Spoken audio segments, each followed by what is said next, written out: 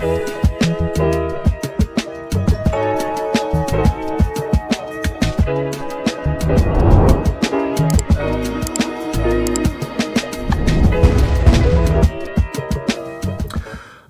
hey everyone, welcome to another episode of On the Wrist from Off the Cuff. A really fun comparison for you guys from the brand Seiko. A little bit about them. They were founded back in 1881. They are an iconic Japanese brand, and they cover all market segments from entry level to high end.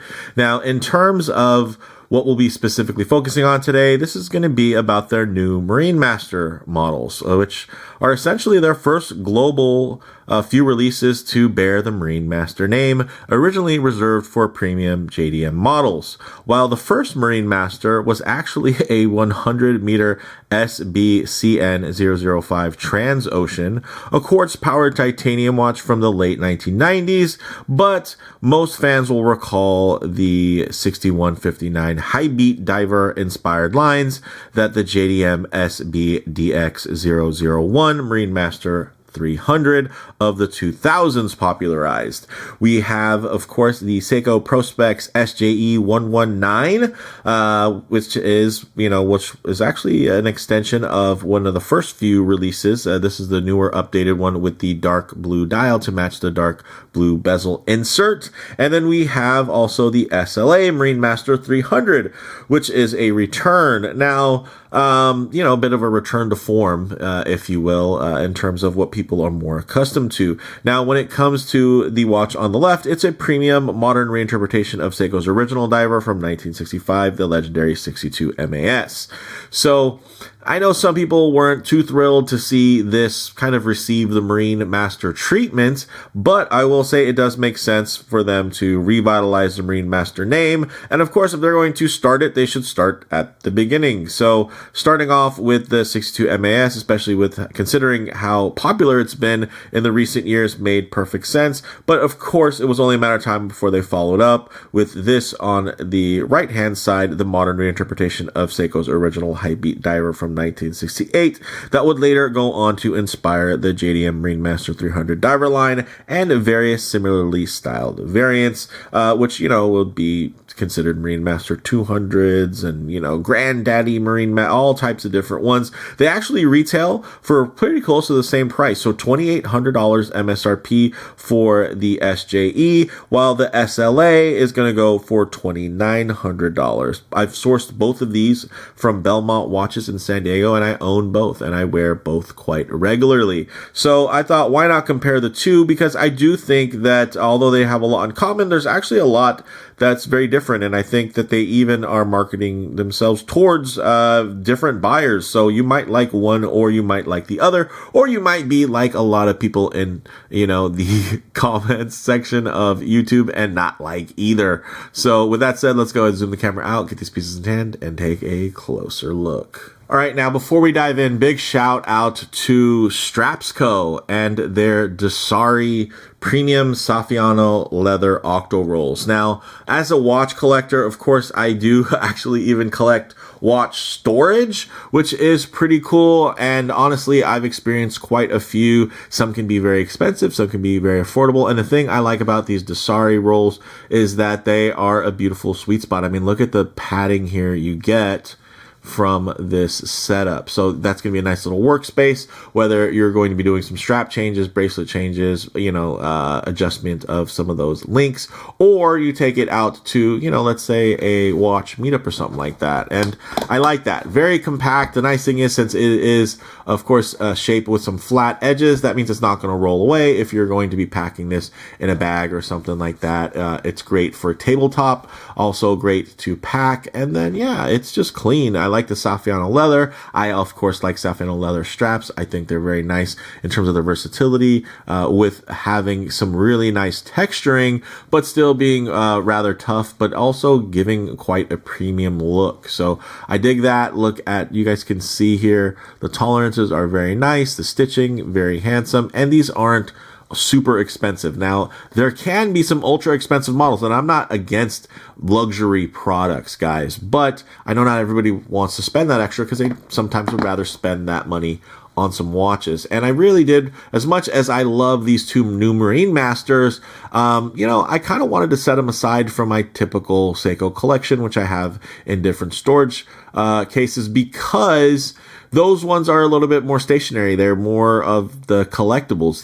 Neither of these are limited in any way. And they honestly are more in heavy rotation for wear versus watches that I would bring out, on a special occasion or something like that. So I do like to have these ready. And then, if I'm doing any traveling or anything like that, the nice thing is I can go from having it stored or displayed, or even being used functionally to taking it out and bringing it with me on a long weekend or something like that, as well as, of course, watch meetups, even if you're just a small pizza gathering, it's nice to be able to have something small, but it does have a nice space there so you can lay everything out, padded, cushioned, and it's going to protect your watches. So I just wanted to get that out of the way, guys. Dasari roll, very cool, and Strapsco pretty much inspired me to be able to do this little comparison for you guys. And I think that these watches, again, are really quite good. But there are some real similarities and there are some real genuine differences here. And I thought, why not share those from the perspective of an owner? And I know sometimes people can be very, trepidatious about people's opinions on the internet about different wristwatches, depending on how they source them, if they actually own them, if it was just something that they wore for a little bit to enjoy.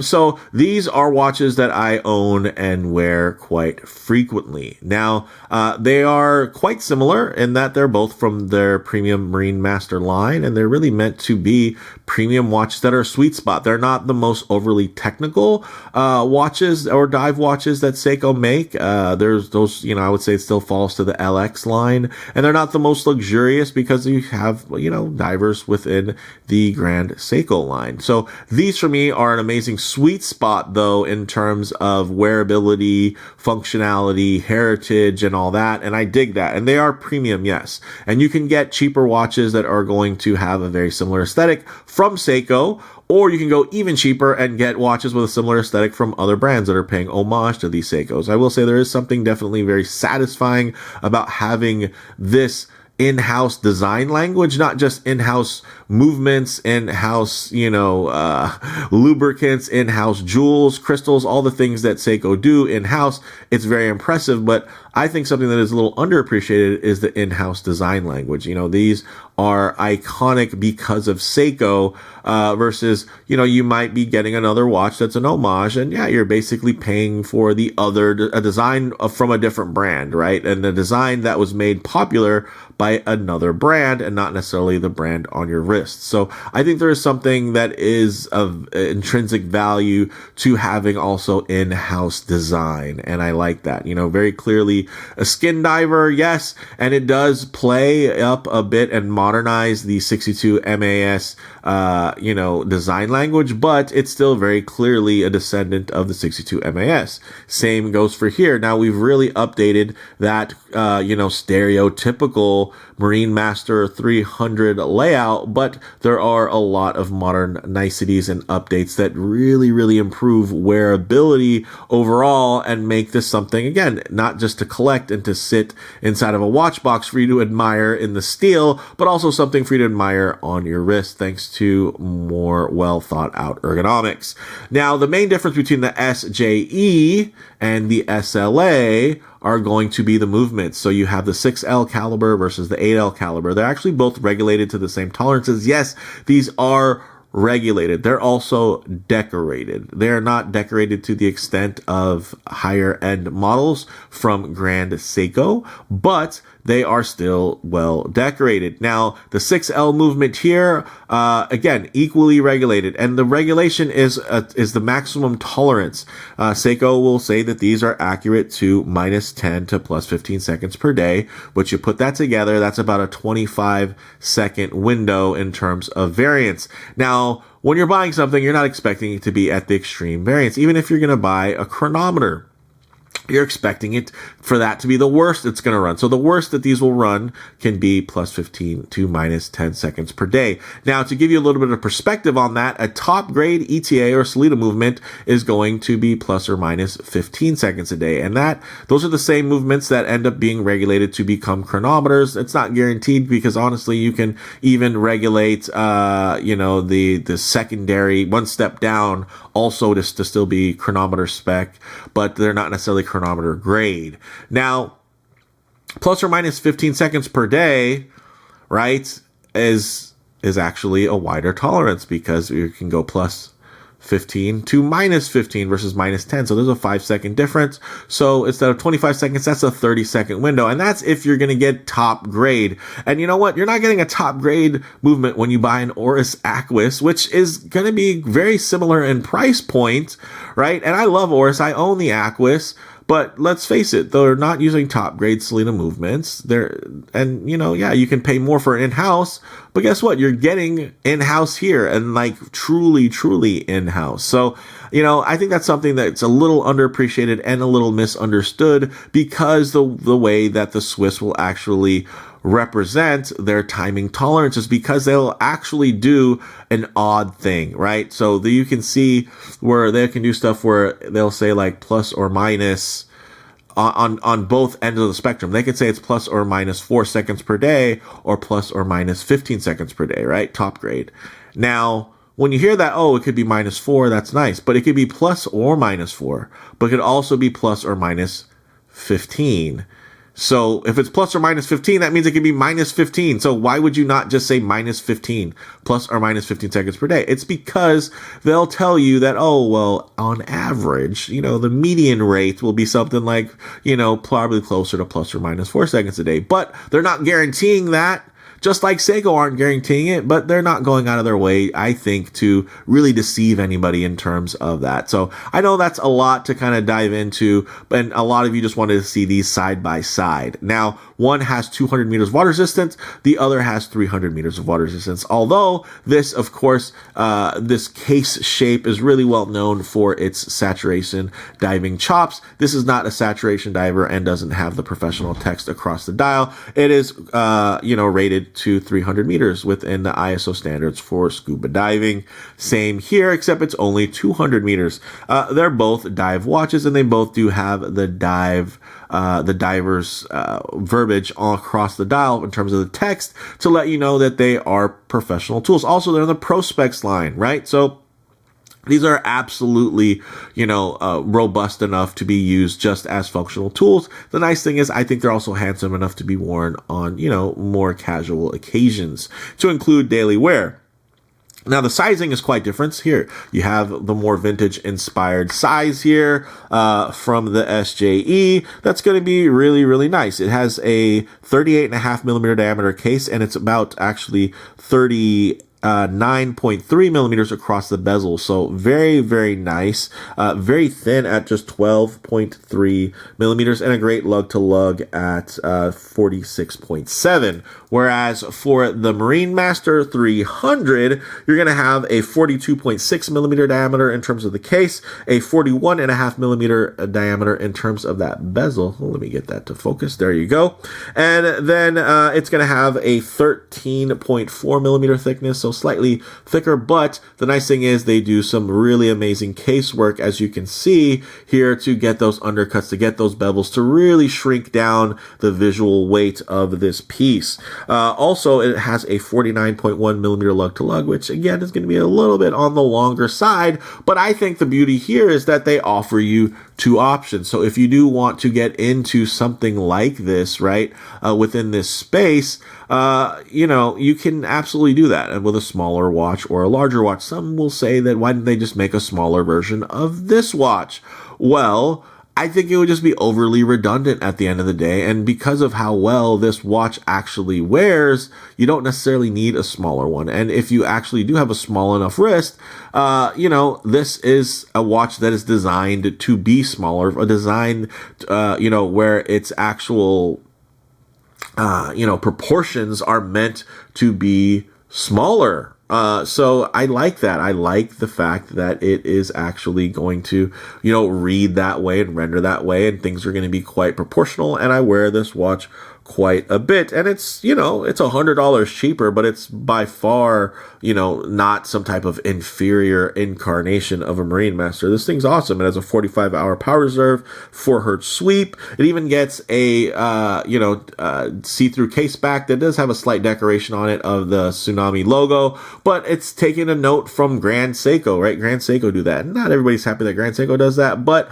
I like that Seiko are acknowledging the fact that this is meant to be more premium. They're doing things that are more premium. It's a first for them to actually have a case back that's screw down and display, and it still be an ISO compliant diver. I dig that. 20mm lugs, they're drilled, multi-link bracelet, tapers down to 16.8, pin and collar construction, super hard coating, of course, all the way around. And here, because you have the shorter links, right, these are essentially just like half links. There's only 2 positions because it's going to be it's halfway in between a link so it's half and a half. So essentially you can get this set perfectly regardless and it'll fit, right?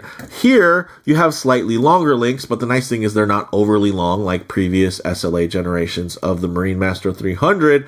And you do have quite a few different micro adjustment positions so that you can do that. You can get it dialed in. The nice thing is also the profile of this clasp. And a lot of people were kind of hoping for the Marinemaster, the old school Marinemaster 300 clasp. Again, that wasn't a perfect clasp. It was a huge hump and it didn't flow. It was cool, great party trick. You can extend it, but I mean, that's not toolless micro adjustment. That's a ratcheting dive extension. That's for putting the watch over a wetsuit, right? People don't really use a diver's extension. So what Seiko did is say, hey, well, for compliance purposes, for historical purposes, we'll still pack one away in there. But for the most part, you're going to be using this for your daily wear. And we're going to understand that. And we're going to make something that's nice, that flows well for every day. So with that said, let's actually get these on the wrist and see how they wear against each other. Okay, guys, as you can see on my 7.5-inch wrist, this wears beautifully. Nice full-sized silhouette here, guys, but not oversized at all. Big functional tool watch, dive watch, great legibility. You're getting all of those tricks in terms of the undercuts, the bevels, the organic shapes that just really cut down that visual weight to make what is, honestly a tool watch wear a lot more appropriately for everyday wear. Of course, if I get my wrist a bit too close to the lens here, you're going to get some perspective distortion. It's going to make the watch seem quite large. So what I like to do is keep my wrist nice and low and then just tighten up the frame here so that you guys can get a closer look, a more detailed look, but just add a bit of a truer aspect ratio as to how this may lay on your own wrist. And I think this is just about perfect, guys. It definitely is giving me, Seiko SKX vibes in terms of that proportions, there where it's just perfect. Again, this is not meant to be the smaller skin diver type of setup. This definitely wears more like it is a full-sized diver, but not an oversized one. Now, moving to the other wrist, here we have something that is going to definitely be striking a smaller chord in terms of that footprint, that silhouette. You're still going to get those beautiful niceties in terms of the bevels, thinning out that mid case, the beautiful, of course, contouring the shapes, the roundness there, juxtaposed against some of those flatter, harder edges. And look at the slope on the bezel. Very nice, very, very clean. Again, like everything looks very good. And man, that blue, I love the versatility of the blue. The nice thing is because it has so much texture, it has so much light play because of, the sun ray pattern that's underneath that planked dial, is that you're going to get more play, which means it's going to match with more tones of blue. And it's just going to kind of go with everything. And the bezel in the studio lighting is going to render a lot darker than it is out in person. Like if you're out, out at the beach on a sunny day, you're going to see a lot more blue come out of that. And I do have other videos and shorts and whatnot, on the channel if you want to see what that's going to look like. But you guys can see here, definitely more of a traditional setup, more skin diver size, more of that kind of vintage-esque styling, but without the vintage, limitations in terms of making it a little bit more mundane, a little bit more versatile ultimately, but maybe a bit boring. Here you're getting a lot of great design language in a very small package. And if you think that that's overly busy, the nice thing is you have the option for something like this, which is going to be, of course, much more muted and toned down, quite subdued, but again, still quite full of personality and quirkiness. Another difference you're going to notice here is you have a sloped chapter ring, and here, no chapter ring. You're just going to get that steel rehaut. Also, you're going to get more of a slight box dome to the way that this crystal is shaped, versus on this side, it's going to be more of a traditional dual curve, but you're going to get a little bit of extra distortion, which is a nice callback to some of those older SLA models. So still very cool, very legible. The distortion is not going to bother anything, but it is there to give you a little bit of visual interest. Also, it's, not a completely matted dial. It kind of has a semi-matte look to it, but it does have a nice grain. Also, you're going to notice that you have the uncorrected date window there, where the date is at an angle. And again, the reason why that is because it's in between two round indices. If you had 3 round spots, it would look a little odd, but here you don't worry about that because you have straight indices, the batons all the way around, so you do get that nice round cutout, which I do like the way that looks. And I like that they correct it and they make it the same level in terms of when you're looking at it, it's leveled with the text on the dial. And it's for me, it's a cleaner look, and I like that, but it is also different. Also, here the lacquering on this bezel insert is just completely like 3-dimensional. You can't tell really from studio lighting, but I will say that the bezel really comes to life, versus the bezel here is definitely going to be more of your kind of traditional gloss, kind of ceramic look to it.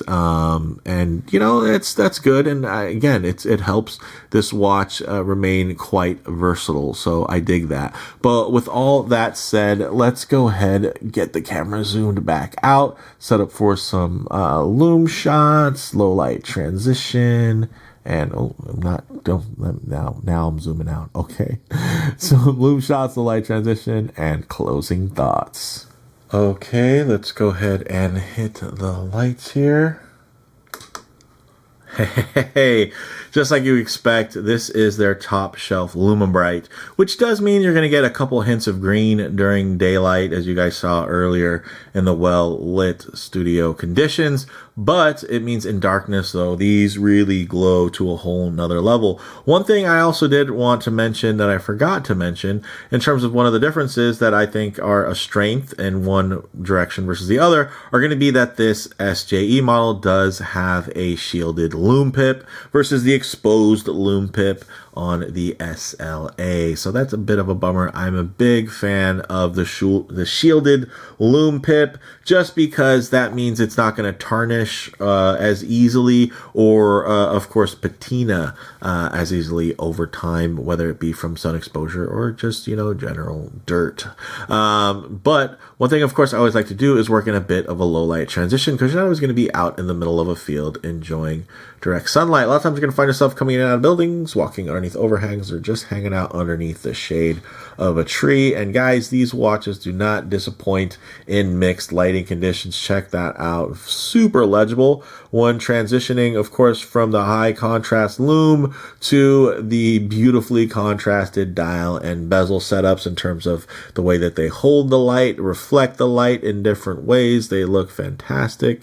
Handsets look great, nice and clean. Not quite as complex as some of the previous Marinemaster 300s, but I will say that these still definitely look fantastic. And again, as you start collecting watches more and more, you kind of realize that it's the little quirks that make things different and interesting and almost justify being able to collect. I mean, to try to have one perfect watch but then collect a bunch of perfect watches, right? Like, that's just, it doesn't make sense, right? You definitely want variety. It's the spice of life. So you just kind of learn to accept certain quirks, and what trade-off is for wearing one, you have gives you a reason to wear the other. And these, I mean, look at the light on that blue dial. My goodness, it looks great. But then also look at the texture of the grain and the way that it holds and reflects light on the black dialed SLA. So there's a whole lot to like here, guys. Also, this is just a comparison. My full review obviously already happened for each of these watches. So don't be alarmed, you know, if you're like, oh, why didn't he turn the bezel or this or that? Like, guys, if you want to go see a dedicated review, absolutely go watch those. They exist. They are on my channel in the history. But I did want to get these side by side because there might be a couple of folks that are just considering shopping in between these two. Now, for me personally, I do feel like the SJE Marinenasters, these Marinemaster 200s, they're really targeted at not your traditional Seiko buyer. I think they're really targeted more towards the folks that said, I would never buy a watch with a 4 o'clock crown, or, you know, I wouldn't want to buy such a simple type of watch. I need something a little bit more complex. I need something a little bit better articulated, you know, with more complex finishing that shows, you know, that it's more apparent and you don't have to look for it and find it. So I think there's a lot of folks that, yeah, you're going to put this watch up against maybe a Tag Heuer Aqua Racer, and you're going to go, okay, I like what Seiko's doing by comparison. Whereas I think for the SLA079, and of course anything akin in terms of any different color variations and whatnot, are going to be more for the traditional Seiko enthusiasts. Of course, yes, there are going to be traditional Seiko enthusiasts that aren't thrilled about this because they already spent a bunch of money on the older style of Marinemaster, and yeah, they're now going to need to create reasons to dislike this one so that they don't have any buyer's remorse on the older one. I don't have that problem because as much as I enjoyed and appreciated the older Marinenasters, I just knew ultimately you know, it wasn't wear friendly enough for me, and that's why I did have my other SLA, my SLA039, which I ended up trading in towards this one here. That watch is superior. You know, ever brilliant steel, high beat movement, true high beat, right? 5 hertz, 36,600 whatever vibrations per hour, and that was a beautiful watch. Overly thick, quite brutalist in its nature, and it was beautiful though. It was beautiful dial, insanely well executed, handset, everything. I mean, that was Grand Seiko level Seiko. It was also limited edition, also didn't have a bracelet, and also was quite a good bit thicker. And as quirky and lovable as a lot of those aspects were, I can still get a lot of those quirky and lovable aspects, but with just less compromise with this piece, and I can be equally proud to wear it. I do miss that high frequency tick, but here, I mean, obviously, even at 4 hertz, that's a beautiful standard sweep, you know, for today. So that's nice. It does set it apart from, you know, SPB models and whatnot that are going to be having the 6R movements that are going to have a 3 hertz sweep.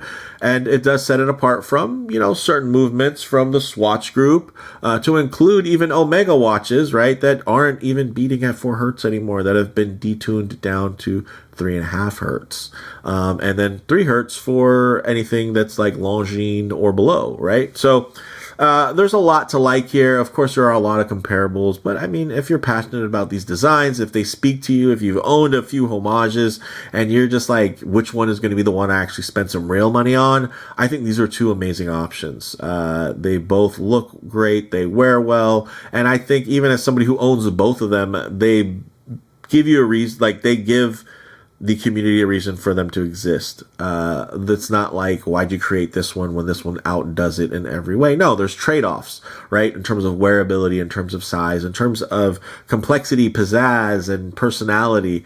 Overall, yeah, there's just, they do things a little bit different from each other, but close enough to where you can respect the level of craftsmanship and precision that went into producing both models. So with all that said, let me know which would you choose out of the two. And I know there's going to be people that are going to go in and say, oh, I would just get an Aquis, or I would just save up a little bit more and I'd get a Tudor. It's a lot a bit more if you're talking about MSRP. So let's be fair. I love Tudor as well. But yeah, for me, these, you know, Tudor has really no horological significance in terms of the way of innovation.